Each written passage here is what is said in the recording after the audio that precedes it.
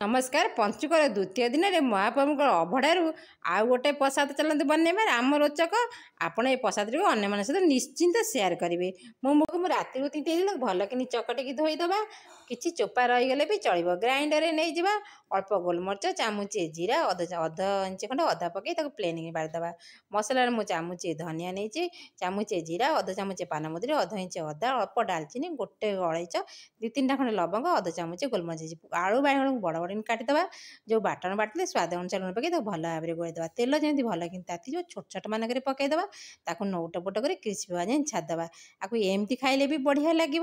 कड़ाई तेल भजादबा अल्प तेल तेजपत्र पकईदबा गोटा मसलार मु गोलमरीच डालचीनी अलैच नहीं पकई फुटे फुटीगला बटा होता मसला से देदबा मसला न पड़िया अल्प पानी देदबा ताकू भल भाव में कषा जमी से अल्प कषि अधा आधी कषि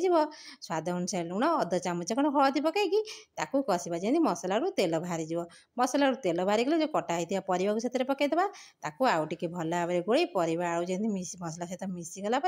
घोड़े घोड़े कषा जमी से कषि हो मसला तेल भाज आवश्यकता अनुसार पानी दे गोड़ेकिनी घोड़े सीझापी छादबा देखो तरकारी केड़े सुंदर देखा कलर भी बढ़िया देखा परिया भी सीझीगला